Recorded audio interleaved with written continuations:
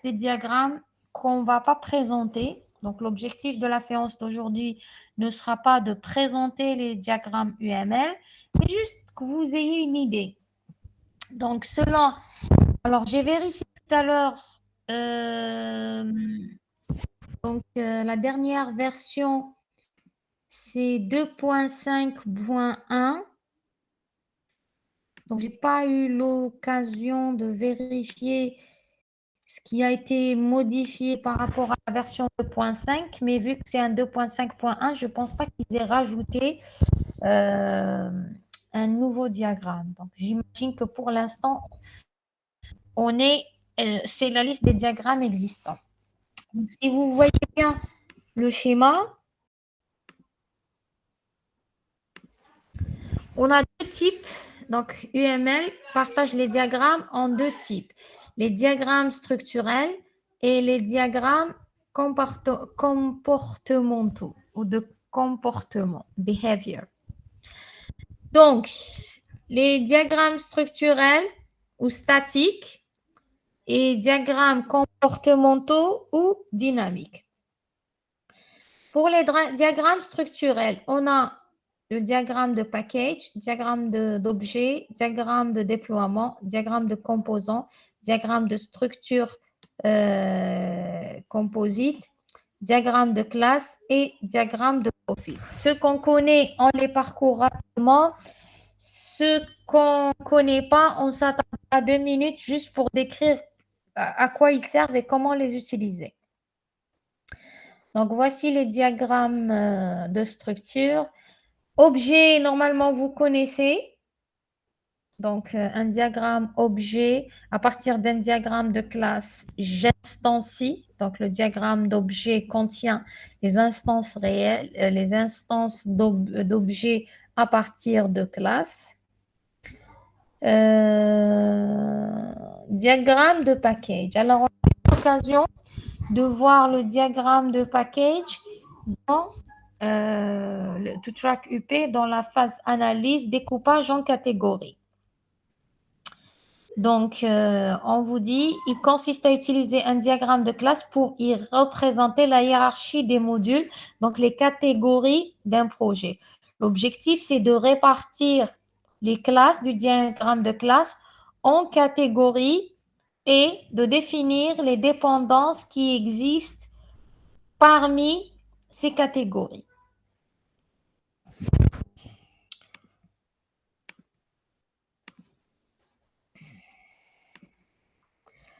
Donc, l'objectif du diagramme de package, c'est de regrouper les classes dans des packages. Alors, une heuristique, si je devais trouver un synonyme pour heuristique, c'est une règle ou une règle de base. C'est-à-dire, quelle est la règle? Définir une règle pour regrouper les classes. Nous, on avait choisi comme règle pour regrouper les classes en catégories, c'était de minimiser les dépendances entre les catégories. Donc, on vous dit la règle de base ou l'heuristique la plus utilisée, c'est la dépendance entre les classes. Et je choisirai pardon. Je choisirai une répartition de mes classes. Je vérifie juste que il n'y a pas de remarque. Ok, je continue. Donc, la règle de base qu'on avait choisie, qui est la plus utilisée, c'est minimiser le nombre de dépendances entre les classes. Donc, on vous dit une dépendance existe entre deux éléments, et dans notre cas, entre deux classes, si le changement de définition d'un élément peut occasionner un changement dans l'autre élément. C'est ce qu'on appelle dépendance. Et c'est pour ça que, lorsque je définis ici le diagramme de dépendance, pourquoi? Toute modification qui se fait ici peut avoir un impact sur la classe, sur le package qui dépend de cette catégorie. Donc, comment je définis une dépendance entre les classes? S'il y a un envoi d'un message, l'appel d'une méthode, si j'appelle la méthode d'un autre objet à partir d'une classe, j'appelle la méthode la méthode d'un objet d'une autre classe. si ma classe est un attribut d'une autre classe ou si ma classe, elle est mentionnée en tant que paramètre dans les méthodes d'une autre classe. Donc, je parlerai de dépendance. On vous dit idéalement, seules les modifications de l'interface de la classe affectent les autres classes. Qu'est-ce que ça veut dire? D'abord, c'est quoi une interface d'une classe? L'interface d'une classe, le terme interface, c'est moyen de communication entre deux entités hétérogènes. Donc, comment je peux communiquer avec une classe? Je peux communiquer avec une classe à travers ses méthodes publiques. On avait dit qu'on avait retenu comme règle, les attributs doivent être toujours private, protected si on veut les utiliser dans les classes enfants. Et les méthodes ne sont pas toutes publiques. Seules les méthodes que je veux exposer à l'extérieur, je les déclare publiques. Donc, l'ensemble des méthodes publiques d'une classe sont l'interface de la classe. Et quand on parle de dépendance, pourquoi on définit les dépendances? C'est pour s'assurer que, d'abord, c'est pour pouvoir, d'abord, on définit des catégories ou des packages pour pouvoir paralléliser le traitement, paralléliser le développement. Et après, on définit les dépendances entre les packages pour dire que s'il y a un changement dans ressources, il risque d'y avoir un changement dans mission. Il n'y aura pas de changement dans mission tant qu'on ne touche pas aux interfaces, c'est-à-dire tant que je ne modifie pas la signature d'une classe qui est dans ressources, qui est utilisée par la catégorie mission, tant que je ne modifie pas la signature d'une méthode publique qui fait partie de l'interface de cette classe qui est dans ressources, il n'y a pas besoin d'avoir des changements dans mission parce que l'encapsulation fait que dans mission, je ne fais qu'appeler une méthode avec une certaine signature. Donc, tant que je n'ai pas changé la signature de mes méthodes dans la classe qui est dans ressources et dans une classe de mission dépôt, pas de problème. Par contre, si je change la signature d'une méthode ici, les classes qui utilisent cette méthode devront aussi être modifiées. J'utilise aussi les dépendances pour définir l'ordre des tests quand je fais des tests d'intégration. Donc, c'est pour ça qu'on définit les dépendances entre les packages. Autre diagramme, le diagramme de structure composite. Alors, le diagramme de structure composite, on vous dit conceptuellement, il est assez proche du diagramme de composant. Peut-être que je vais commencer avec le diagramme de composant alors.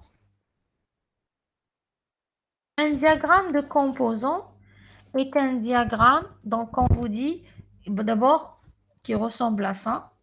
Donc, le schéma pour décrire un composant, le symbole pour décrire un composant est celui-là. Donc, un composant est un ensemble, d'abord au départ, contient une classe, généralement, et un composant peut être, tel que son nom l'indique, assemblé avec d'autres composants pour créer encore plus de composants. Donc, comme vous le voyez ici,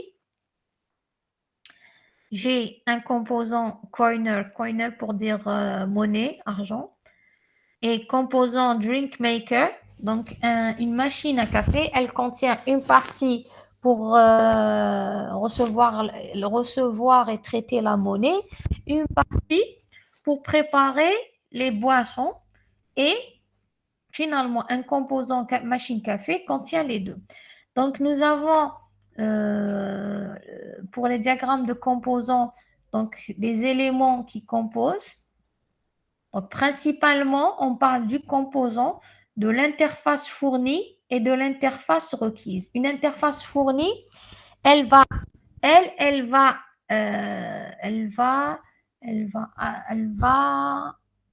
s'attendre à des inputs. Donc, elle va recevoir à partir d'interfaces requises d'autres objets des inputs pour faire fonctionner le composant. Et elle va présenter ensuite des interfaces requises pour fournir des outputs. Donc, si on regarde un diagramme de composant, on vous dit, alors le composant, qu'est-ce qu'il contient? Un élément spécifiant ses interfaces avec l'extérieur via la définition de ces interfaces fournies et requises. On connecte une interface requise d'un composant à l'interface fournie compatible d'un autre composant. On appelle ça l'assemblage. Dans ce schéma, là, j'ai une interface fournie qui attend des inputs. Donc, je vais la connecter avec l'interface sous forme de C, un grand C. Donc, ça va ressembler à quelque chose qui est là. Par exemple, ici, si je prends le composant Drink Maker, il a une interface requise, qui va générer des outputs, qui va donc, et de même, j'ai le composant Coiner qui contient une interface fournie qui, elle, attend des inputs à partir des outputs du Drink Maker. Et ça s'appelle l'assemblage. Lorsque je connecte une interface requise qui génère des outputs qui vont être utilisés comme input pour un autre composant à travers son interface fournie, on appelle ça un assemblage. Maintenant, je peux créer de nouveaux composants en assemblant des composants déjà existants via leurs interfaces fournies et requises. Donc, le composant composite, c'est un composant peut être formé de composants internes assemblés par leurs interfaces. Donc, je peux créer des composants en utilisant d'autres composants, en assemblant des composants, je vais créer un nouveau composant qui contient à l'intérieur des composants. C'est pour ça qu'on parle de composition hiérarchique de composants. Un port, on l'avait vu avec le diagramme d'activité, on l'avait vu avec le diagramme d'état-machine, c'est un point d'interaction. Nous, on l'avait vu avec les diagrammes d'état-machine, point d'interaction d'un état composite avec les autres états qui sont à l'extérieur. Donc, associé à une interface d'opération. Alors, ici, voici les ports. Il est là pour dire. Donc, si je prends le schéma composant coffee machine, j'aurai des interfaces avec d'autres objets dans le schéma global, mais après, je dois spécifier cette interface fournie, où est-ce qu'elle va aller. Donc, je dirais, et c'est là où je vais dessiner le port d'entrée.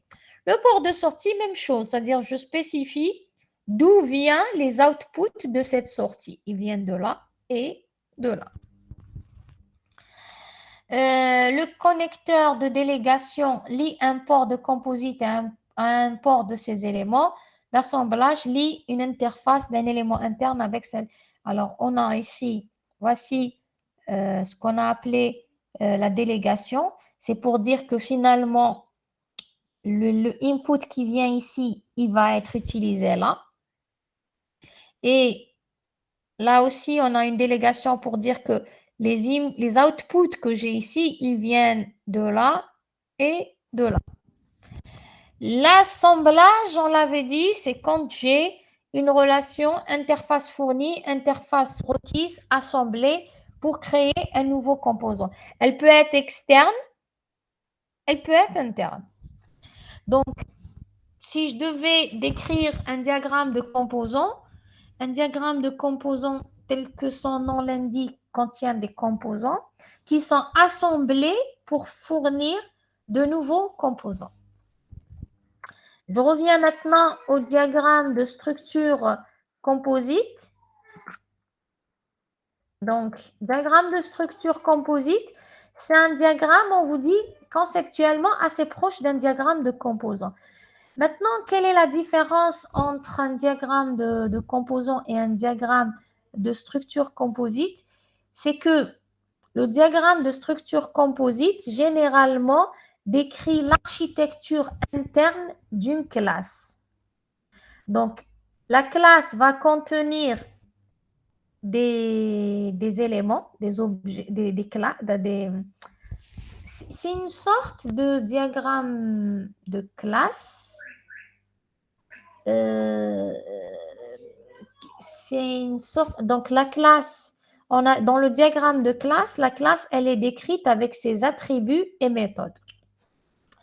Dans le diagramme de structure composite, la classe, elle est décrite, on peut dire avec un diagramme d'objets, parce que je retrouve les objets composants que contient la classe qui sont instanciés. Donc, c'est une sorte de diagramme d'objets pour décrire la classe. Quand est-ce que je l'utilise? Alors, on vous dit déjà qu'est-ce qu'elle contient. On a la classe structurée.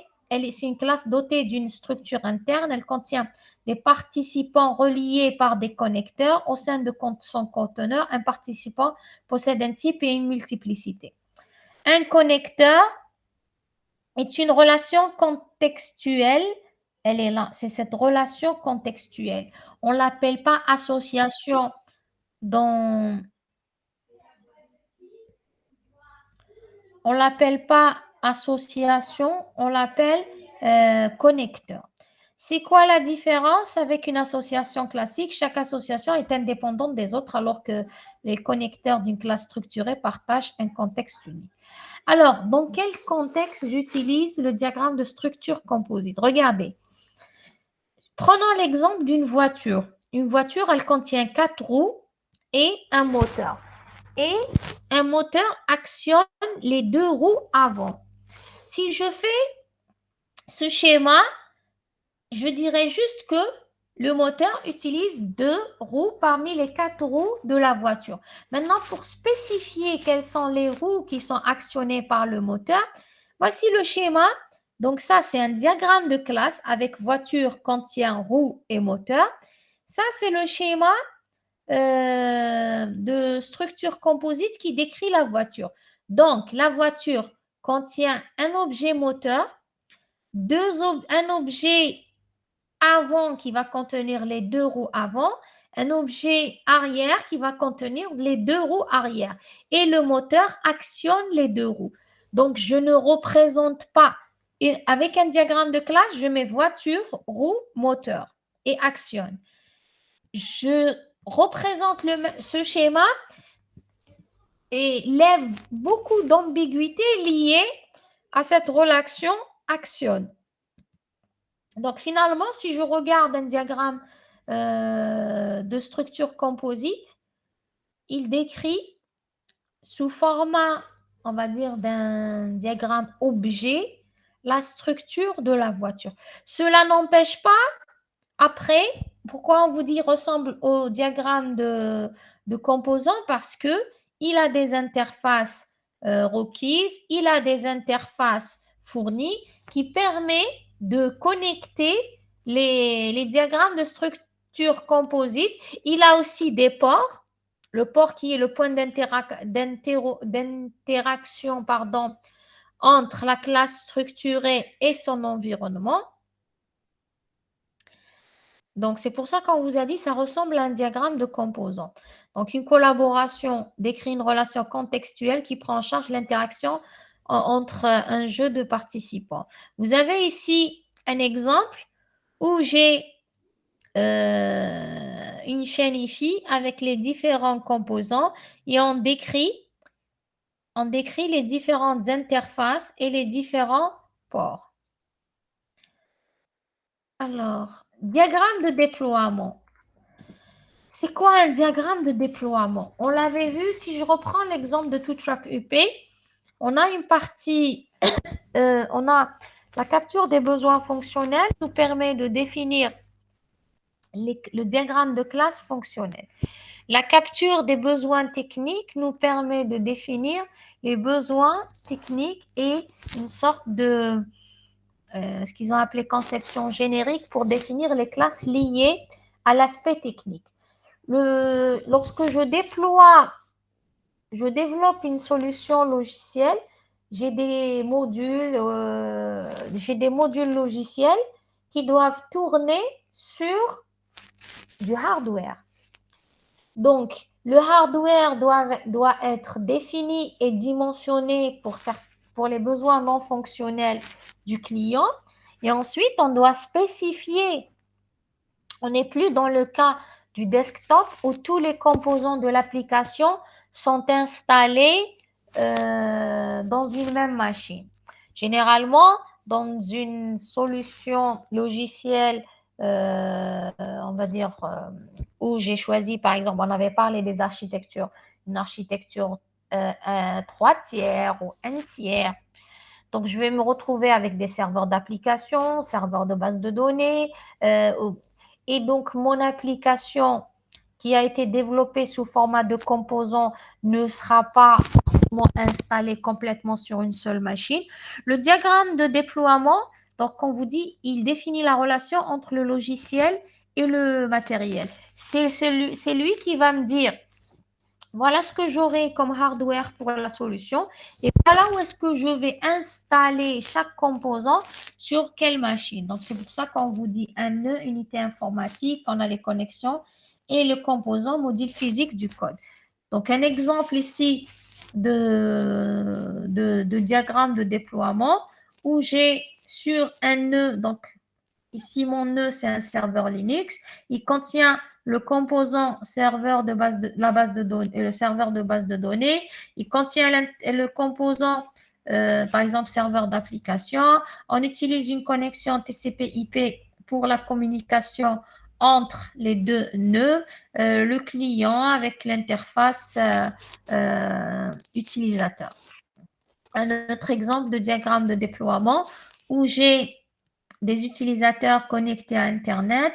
J'ai plusieurs sites. Donc là, j'ai un switch, les routeurs, les serveurs que j'ai avec les rôles. Donc chacun, par exemple, ici, c'est un serveur web. On vous dit ce qui est installé dessus. Donc c'est comme ça qu'on définit un diagramme de déploiement. Sert à décrire la relation entre le hardware et le software pour dire, voici les applications ou les composants code source utiles pour le fonctionnement de l'application et voilà où ils doivent être installés ou déployés. Donc, d'une part, il décrit l'architecture hardware. Voilà ce qu'il vous faut comme serveur. Voici le type de connexion qu'il doit avoir. Voici le hardware qu'on va utiliser pour la solution. Et voici où les composants software vont être installés par rapport à ce hardware. Alors, le dernier diagramme structurel est le diagramme de profil. Là, j'ai rien mis parce que l'objectif du diagramme de profil, c'est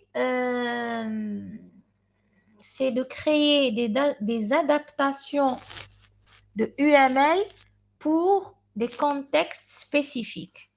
Ça veut dire qu'en quelque sorte, on n'est pas, c'est comme si on créait une nouvelle version de UML ou d'un diagramme particulier de UML pour l'adapter à un contexte donné. Je peux, alors, par exemple, je peux trouver certains parler de UML pour Java, je peux trouver UML pour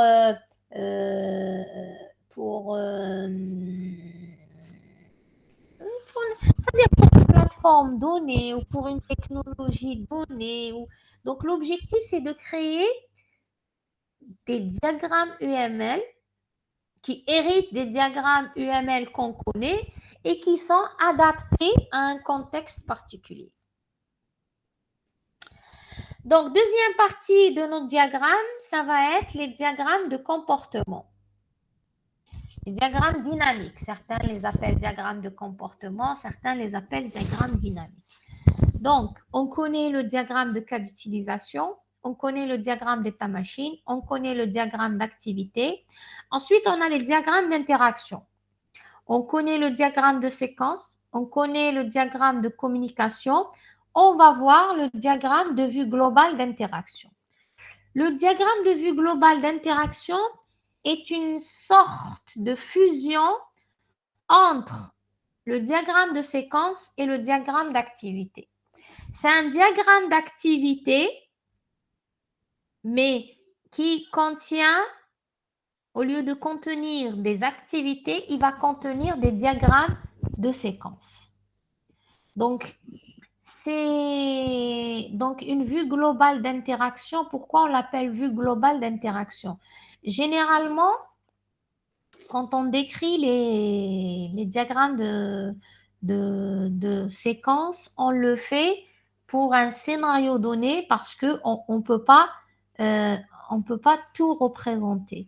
Donc, pour décrire les différents enchaînements entre les différents diagrammes de séquence, on peut utiliser le diagramme d'activité. Le diagramme d'activité, pourquoi? Parce qu'il a un début, il a des fins et on a des transitions avec des conditions où je peux aller vers l'un ou l'autre, où je peux même parler de parallélisme.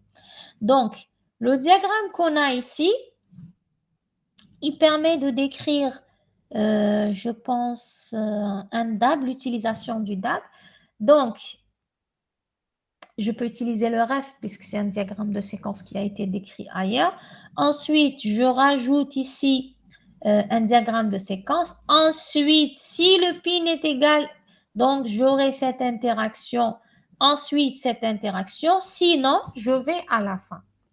Donc, c'est pour ça qu'on l'appelle vue globale d'interaction parce qu'il me permet de décrire toutes les interactions depuis le début jusqu'à la fin ou d'écrire l'enchaînement des interactions depuis le début d'un scénario ou d'un cas d'utilisation jusqu'à la fin. Donc, le diagramme est une fusion intéressante du diagramme d'activité et du diagramme de séquence. Il permet d'organiser des interactions représentées par exemple par des diagrammes de séquence au moyen de nœuds de contrôle du diagramme d'activité. Donc, on utilise la décision, le parallélisme, etc. C'est donc une sorte de diagramme d'activité dans lequel les actions sont remplacées par les interactions. Donc, ici, par exemple, on vous dit un client, il va s'authentifier. Donc, on a le diagramme de séquence de l'authentification. Ensuite, si l'authentification, j'ai une condition. Si l'authentification ne s'est pas correctement, n'a pas réussi. Donc, échec, je quitte le diagramme. Sinon, je viens ici, j'ai 3 cas, donc j'utilise cette condition, chose que je ne peux pas faire avec un diagramme de séquence. Soit la condition retrait est égale à 0, donc je vais retirer de l'argent. Soit la condition consultation qui est égale à vrai, donc je vais consulter mon solde. Soit le déposer de l'argent qui est égal à vrai. Et ensuite, j'ai une question. Est-ce que c'est terminé? Non, je recommence. Sinon, oui. Et à l'intérieur de chacune de ces références, qu'est-ce que j'ai? J'ai un diagramme de séquence. On ne les a pas tous décrits, ils sont décrits ailleurs, mais c'est pour vous donner une idée. Donc, le porteur de cartes, le lecteur, le GAB, pardon, le guichet automatique GAB, le guichet automatique de billets, on décrit les interactions grâce à un diagramme de séquence. Le dernier diagramme UML dynamique, et on arrêtera ici notre cours, c'est le diagramme de temps. Donc, normalement, vous avez vu quelque chose qui ressemble à ça en système. Lorsque vous décrivez l'état l'utilisation du processeur pour un processus donné. Donc, un processus, il peut être dans un état pendant ça. Donc, ici, on décrit l'état, mais d'un point de vue temporel. Le diagramme d'état machine décrit les états d'un objet et décrit les règles ou les transitions qui peuvent faire passer un objet d'un état à un autre. Donc, ce qui nous intéresse dans un diagramme d'état, c'est les règles ou les événements qui nous font passer d'un état à un autre sans se soucier du temps. Dans le diagramme temporel, l'inverse, ou le diagramme de temps, je m'intéresse toujours aux états d'un objet, mais je ne m'intéresse pas au comment. Qu'est-ce qui m'a fait passer d'un état à un autre, mais surtout à l'aspect temporel. Combien de temps je suis restée dans cet état? Ensuite, lorsque j'ai quitté cet état pour aller à cet état, je suis restée combien de temps?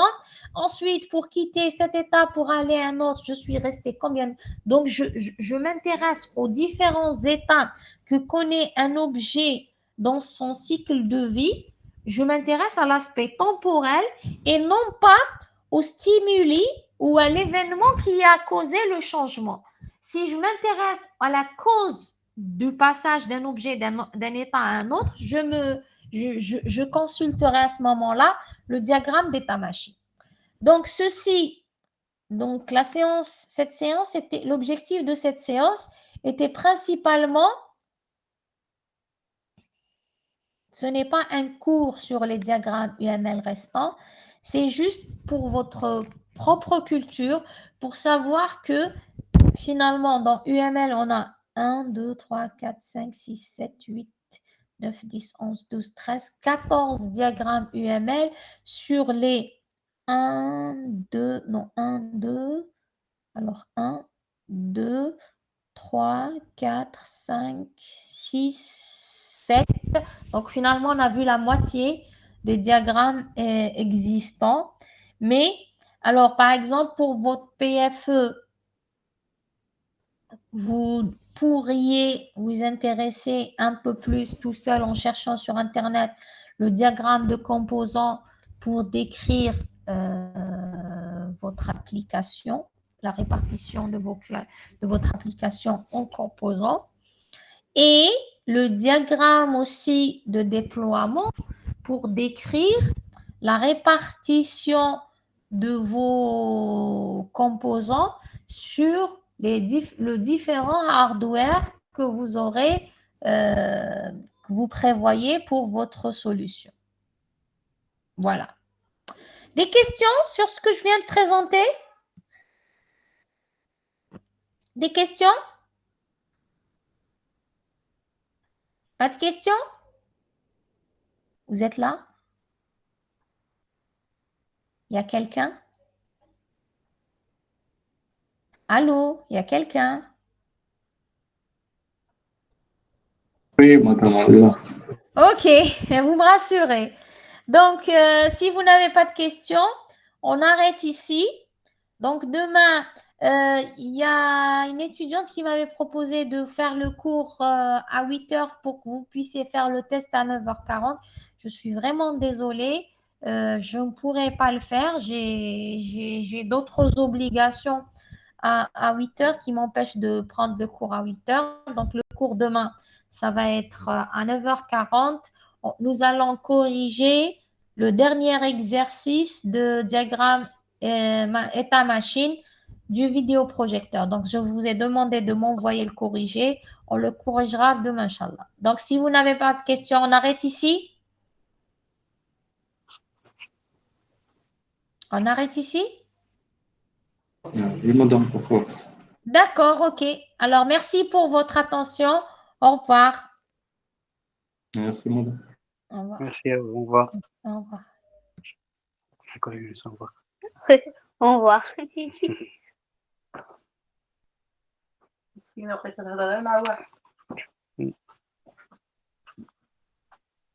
خلاص. Coupé. Coupé. Papa, why is 9 afraid of 7? 7, 8, 9.